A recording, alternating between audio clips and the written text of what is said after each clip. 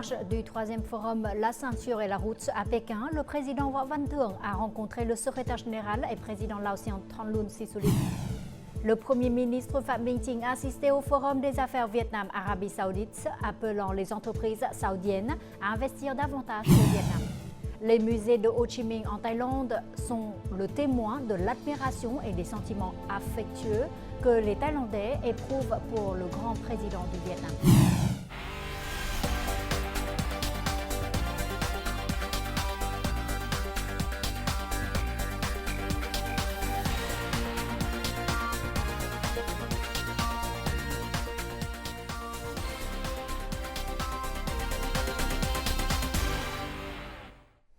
Mesdames et messieurs, bonjour, bienvenue au journal francophone.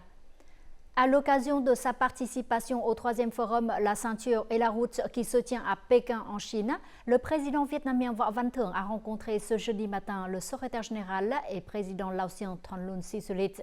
Les deux dirigeants ont exprimé leur attachement aux relations vietnamo-laotiennes qui constituent une priorité absolue de leur politique étrangère. Võ Văn Thưởng et Thongloun Sisoulith ont convenu de continuer à renforcer les relations politiques en contribuant au maintien d'un environnement pacifique et stable pour le développement. Ils ont également souligné l'importance de mettre en œuvre efficacement les accords de haut niveau et les programmes de coopération bilatérale. Les deux parties ont convenu d'accorder une attention particulière à la coopération dans les domaines de la défense et de la sécurité. Le Vietnam s'engage à soutenir le Laos pour qu'il assume avec succès la présidence de l'ASEAN en 2024.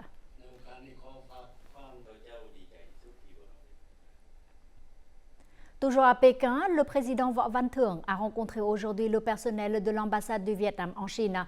Le chef de l'État a affirmé que le Vietnam considérait toujours ses relations avec la Chine comme un choix stratégique et une priorité absolue. Võ Văn Thưởng a souligné l'importance du marché chinois pour les importations et les exportations du Vietnam, en particulier les produits agricoles. Il a appelé les diplomates vietnamiens à œuvrer davantage au renforcement des relations bilatérales et à accomplir leurs missions qui leur ont été confiées par le parti et l'État. À cette occasion, le président Võ Văn Thưởng et la délégation vietnamienne ont déposé des fleurs à la mémoire du président Ho Chi Minh au sein du siège de l'ambassade du Vietnam à Pékin, en Chine. Le Premier ministre vietnamien se trouve actuellement à Riyad pour effectuer une visite bilatérale et participer au sommet entre l'ASEAN et le Conseil de coopération du Golfe. Ce jeudi matin, il a assisté au Forum des affaires Vietnam-Arabie Saoudite, organisé par le ministère vietnamien du Plan et de l'Investissement, l'ambassade du Vietnam en Arabie Saoudite et la Fédération de commerce saoudien. L'Arabie Saoudite est actuellement le premier partenaire commercial du Vietnam au Moyen-Orient, avec un commerce bilatéral estimé à près de 3 milliards de dollars l'an dernier. Certaines grandes entreprises saoudiennes ont investi au Vietnam dans les domaines de l'immobilier, de l'énergie et de l'industrie. Lors du forum, le président de la Fédération de commerce et d'entreprises saoudiennes a hautement apprécié l'amélioration croissante de l'environnement d'investissement et des affaires au Vietnam, exprimant son désir de promouvoir davantage la coopération commerciale et d'investissement entre l'Arabie saoudite et le Vietnam.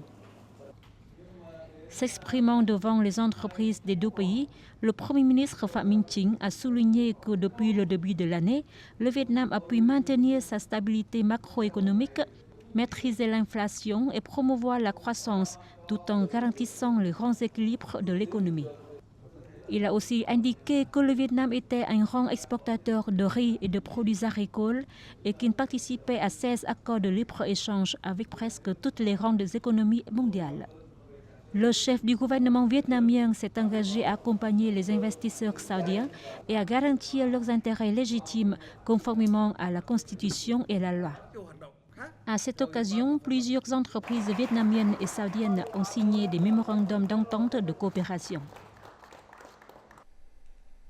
La délégation de la Commission européenne vient de terminer sa 4e mission au Vietnam pour inspecter la lutte contre la pêche illégale, non déclarée et non réglementée INN. Après avoir inspecté la réalité des activités de pêche dans les provinces de Bà Rịa Vũng Tàu et de Bình Định, la délégation a déclaré reconnaître et apprécier les efforts du Vietnam en la matière. Au moment de l'inspection, le Vietnam comptait encore 53 sur 395 bateaux de pêche violant les eaux étrangères. Bien que ce nombre ait considérablement diminué par rapport à l'année dernière, il montre néanmoins que le système de surveillance des navires de pêche et les transactions administratives sont encore insuffisants. Selon le ministère de l'Agriculture et du Développement rural, il faut attendre les résultats de la prochaine inspection par la CE pour savoir si le carton jaune sera retiré ou non. Le Premier ministre a récemment signé le télégramme officiel 965 sur le renforcement des formalités administratives dans le domaine foncier. Il demande aux localités de concentrer leurs efforts pour éliminer les lacunes et les problèmes concernant la gestion, l'utilisation, l'attribution et l'évaluation des terres et simplifier les procédures administratives dans le domaine foncier afin de promouvoir le développement durable du marché. Il s'agit d'une grande préoccupation des habitants. Thu Hiền nous en dit plus. Les entreprises de la province de Thanh Hóa ont fait part des problèmes rencontrés en matière de procédures administratives foncières. En effet, de nombreux projets piétinent des décennies en raison des formalités administratives et procédures d'investissement encore compliquées. La principale raison est due au chevauchement des documents juridiques. Certains projets n'ont pas achevé leur procédure d'investissement depuis 23 ans. Le cadre juridique n'est pas encore complet, tandis qu'une partie des décideurs manque de responsabilité dans les démarches administratives. Même dans cette localité, il existe des cas où les fonctionnaires causent intentionnellement des troubles et problèmes aux entreprises. Il est nécessaire de revoir les procédures administratives liées au foncier, de les rendre publiques et transparentes, de renforcer l'application des technologies de l'information pour gérer les procédures foncières et de construire un mécanisme pour inspecter, examiner, détecter et traiter strictement les violations et les harcèlements contre les entreprises. Dans plusieurs localités, les habitants et les entreprises rencontrent des difficultés pour demander les certificats de droit d'utilisation des terres ou pour changer le but d'utilisation des terres. Dans la zone urbaine de Đông Nam Thuy An, province de Thừa Thiên Huế, depuis plus de 10 ans, 160 ménages n'ont toujours pas obtenu le certificat de droit d'utilisation des terres. Nous sommes déterminés à accélérer les procédures liées au foncier. Si les dossiers d'enregistrement sont complets, la délivrance de certificats doit se faire dans un délai de quelques jours. Au cas où les documents manquent, les gens bénéficieront de soutien. Les habitants espèrent que les problèmes seront résolus lorsque l'inspection et la supervision du traitement des procédures administratives seront effectuées conformément à l'esprit du télégramme du Premier ministre. La ville portuaire de Hải Phòng se trouve au 2e rang mondial en matière d'attraction des investissements directs étrangers. Au cours des 9 premiers mois de 2023, Hải Phòng a attiré 2,21 milliards de dollars d'IDE, atteignant ainsi l'objectif pour l'ensemble de l'année. Le secteur de l'immobilier industriel est considéré comme un moteur important pour l'attrait des capitaux étrangers. Le parc industriel de Nam Dinh Vu a une superficie de 1329 hectares et a attiré 60 investisseurs étrangers. Le taux d'occupation actuel est supérieur à 50%. Avec l'attrait actuel de Hải Phòng, le taux d'occupation pourrait augmenter rapidement. Les parcs industriels de Hải Phòng sont de bonne qualité, avec une grande quantité de terrain prêt à être transféré immédiatement. Dès le début de la conception et de la construction de la zone industrielle, nous avons conçu 4 zones fonctionnelles pour les ports maritimes et les entrepôts. Hải Phòng est devenu un maillon de la chaîne logistique mondiale avec l'aéroport international de Cát Bi et le port international en eau profonde de Lac Nguyệt. Les services immobiliers industriels tels que les logements pour les travailleurs, les hôpitaux, les écoles et les centres commerciaux sont promus par la ville. Haiphong bénéficie d'une position géographique favorable au nord. Cet endroit convient aux grands fabricants industriels qui ont besoin d'importer et d'exporter via les ports maritimes. Cette localité a développé des activités touristiques, des projets hôteliers et des logements pour les travailleurs. Autant d'atouts pour les experts étrangers. Nous avons une usine d'huile de machine dans le parc industriel de Dinh Vu. Cette zone dispose d'une porte d'entrée sur la mer, propice aux activités d'importation. Le système logistique pratique répond également aux activités de fourniture de produits aux succursales à travers le pays. Haiphong a développé l'aménagement des territoires pour les parcs industriels et les zones économiques. La ville prévoit d'investir dans la construction de 15 zones industrielles vertes supplémentaires. Nous prévoyons d'étendre la deuxième zone économique de la ville de Haiphong. Il s'agira d'une nouvelle zone économique associée à un développement industriel moderne utilisant beaucoup d'énergie renouvelable. Haiphong devrait devenir une ville industrielle moderne, un centre économique maritime clé du pays et un centre national de services logistiques entre 2021 et 2030 avec une vision jusqu'en 2050. De nombreuses grandes entreprises du monde entier sont venues investir et sont devenues la force motrice de la croissance socio-économique de la ville de Haiphong. Notre journal continue avec les taux de change et l'indice de la bourse du Vietnam.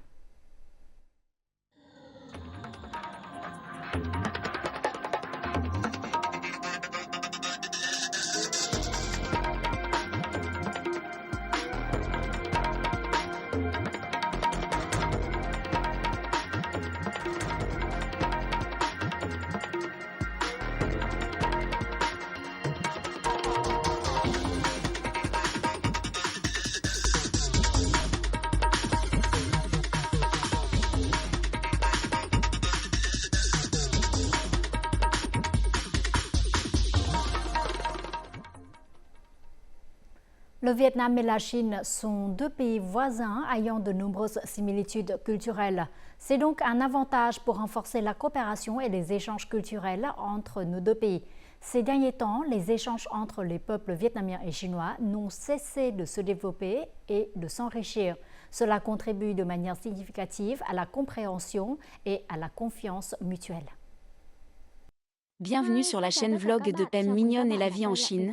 Je vais vous montrer comment les habitants du nord-est de la Chine. En 3 ans, avec près de 1000 clips vidéo, Mignonne est devenue une célèbre créatrice de contenu sur les réseaux sociaux chinois et vietnamiens. Vivant avec son mari à Shenyang, elle a réalisé des vidéos pour partager sa vie en Chine. Les Chinois ont regardé mes vidéos et ont laissé beaucoup de commentaires. Ils m'ont dit que grâce à mes vidéos, ils comprenaient mieux non seulement le pays, le peuple et la culture vietnamien, mais qu'ils étaient également tombés amoureux du Vietnam et voulaient y voyager.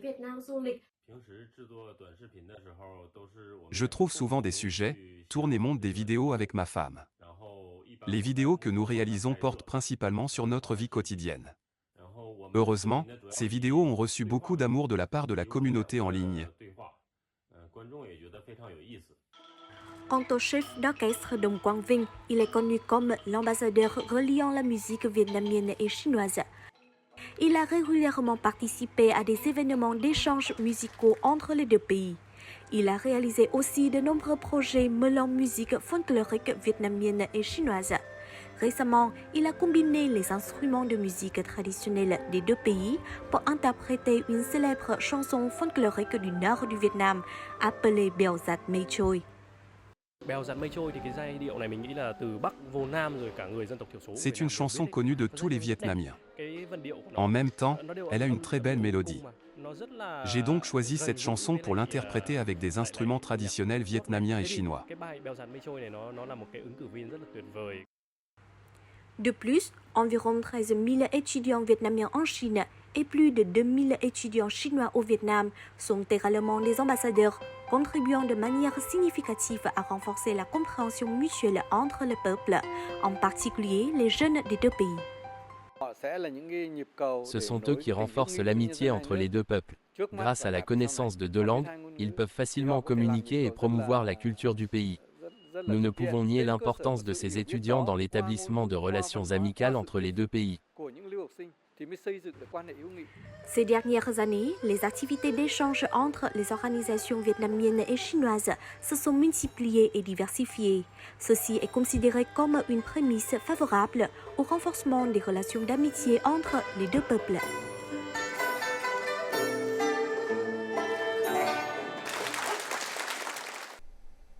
Il y a près de 100 ans, lors de son parcours révolutionnaire en Thaïlande, Ho Chi Minh s'est rendu dans le village de Dong, dans la province de Phi Chit.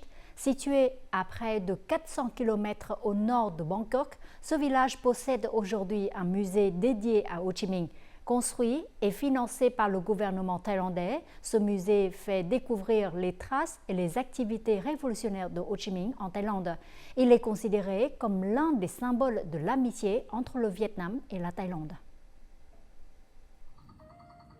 Ayant été chef du bureau du district de Pamakhap pendant de nombreuses années, en 2010, M. Sompon a appris pour la première fois que le président Ho Chi Minh, un personnage historique important, était venu à Phi Chit. Depuis, il a toujours été intéressé par l'histoire de l'époque où le grand leader du peuple vietnamien travaillait à Phi Chit. J'ai vraiment voulu savoir comment l'oncle Ho est arrivé. C'est pourquoi j'ai fouillé des documents, consulté Internet et de nombreuses autres sources.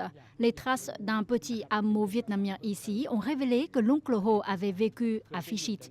C'est une chose peu connue car nous n'avons entendu parler de la présence de Ho Chi Minh qu'à Udon Thani, Nakhon Phanom, Sakhon Nakhon.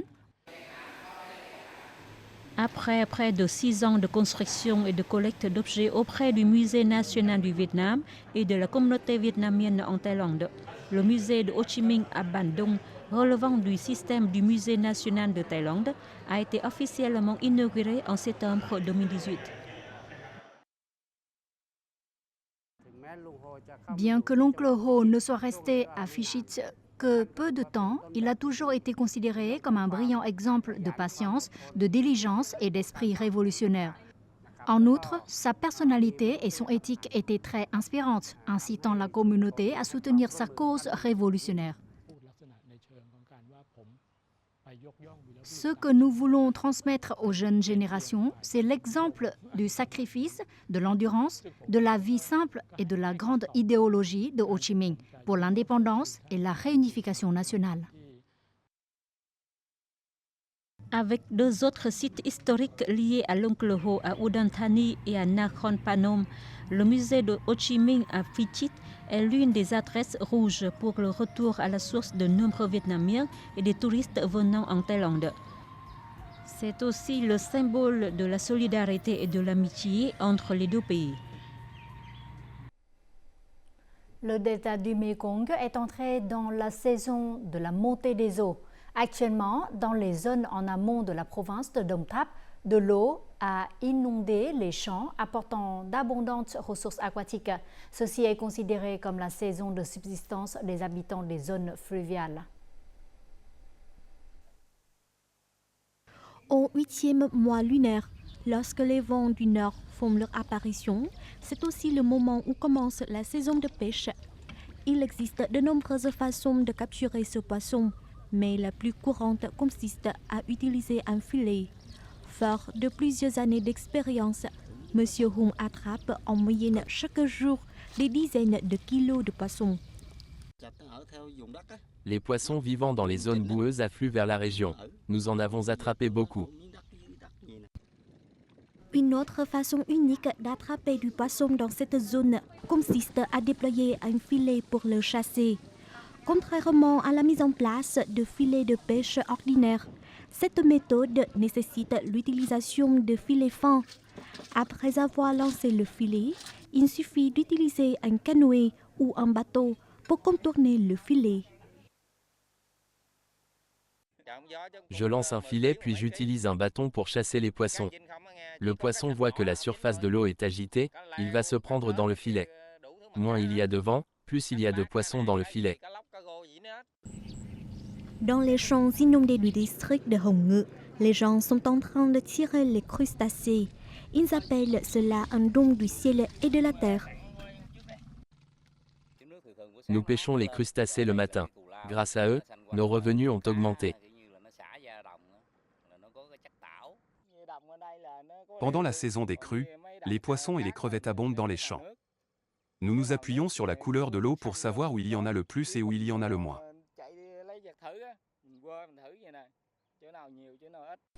Les eaux de crue ont apporté de la joie aux habitants du delta du Mekong.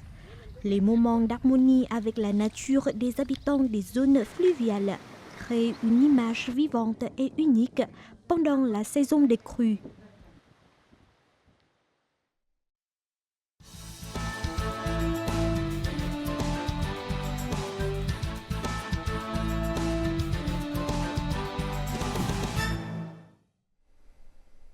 Situé le long des rives de la rivière Tien, le village de fabrication de fours en terre cuite à Phu Tho, du district de Phu Tân, province d'An Giang, existe depuis plus d'un demi-siècle. Aujourd'hui, la plupart des familles n'utilisent plus de fours en terre cuite, mais les habitants locaux tentent toujours de perpétuer le métier traditionnel de leurs ancêtres. Dans ce chapitre, le Vietnam en un clin d'œil, découvrons comment l'artisanat traditionnel, la beauté culturelle d'An Giang sont préservées. Elle exerce ce métier depuis toute petite. Mais Madame Thuy ne sait pas depuis quand a commencé le métier de fabricant de fours en terre cuite du village. Durant sa période de prospérité, cette profession s'est répandue dans de nombreux autres endroits. Autrefois, nos ancêtres utilisaient leurs mains pour fabriquer des fours. Nous devions prendre de l'argile de la rivière et la mélanger avec des balles de riz, puis les pétrir ensemble. Maintenant, nous devons acheter de l'argile à Kien Giang. Notre argile n'est plus assez bonne. Depuis longtemps, la vie des habitants du centre est étroitement liée aux bateaux et aux canoës. Et le four en argile est devenu un objet familier pour les habitants vivant sur la rivière. Puisque nous vivons sur un bateau, ce four en argile est très pratique. Avec une petite surface sur le bateau, on peut le déplacer facilement. Lorsque nous manquons de bois pour le four, nous pouvons facilement le trouver sur le chemin et n'avons besoin que d'un briquet pour l'allumer. Bien que le four en argile soit familier et attaché aux habitants, il n'existe pas de documentation précise sur l'histoire du métier de fabricant de fours en argile des gens d'ici. Selon le chercheur sur la culture populaire du Sud, Nguyễn Hữu Hiệp, il est possible que les habitants du district de Phu Tân aient appris ce métier auprès des Khmer. Après avoir consulté de nombreux documents étrangers, l'historien Vương Hồng Sen a découvert que les fours en terre cuite étaient mentionnés dans de nombreux documents et livres français. Cela vient du mot Karan, qui signifie Karang du peuple Khmer.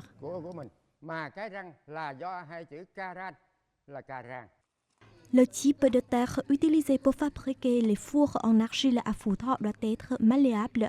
Les matières premières sont mélangées avec du sable pour éviter que le produit fini ne se brise. Pour produire un four en argile, un artisan a besoin d'au moins de 3 à 4 jours. L'étape la plus difficile consiste à créer 3 points d'appui pour le four. Si elle n'est pas bien maîtrisée, le four est considéré comme cassé. Cette étape demande beaucoup d'habileté de la part de l'artisan. Il faut d'abord façonner une motte de terre ronde comme celle-ci. Cette motte doit tenir dans la paume de notre main pour être pétrie. Ensuite, je l'applique sur le four pour faire les 3 pieds. Nos mains doivent caresser le tour uniformément. Ce n'est que si les pieds sont stables que le four sera considéré comme réussi. Ces dernières années, les fours en terre ne sont plus autant utilisés qu'avant. De nombreuses localités du Sud ne les utilisent plus. C'est pourquoi les revenus des fabricants ont diminué. Face à cette situation, les autorités locales ont mené des politiques de soutien. Actuellement, seules quelques dizaines de ménages de la commune de Phu Tho exercent encore ce métier. Avant, nous utilisions des ressources locales pour fabriquer des fours en terre. Mais maintenant, il y a de moins en moins d'argile ici, donc nous sommes obligés de l'importer. Le coût de fabrication du four a augmenté, mais le prix de vente est bas. Les revenus sont instables, donc les gens ne souhaitent plus suivre ce métier.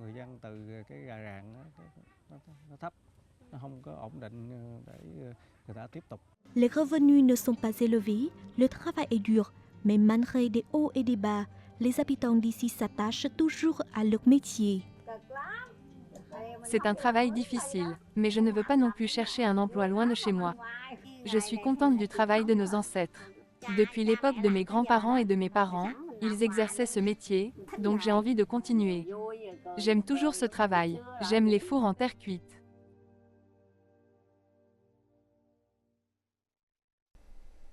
En fin du journal, voyons tout de suite les prévisions météo dans les principales villes du Vietnam pour demain.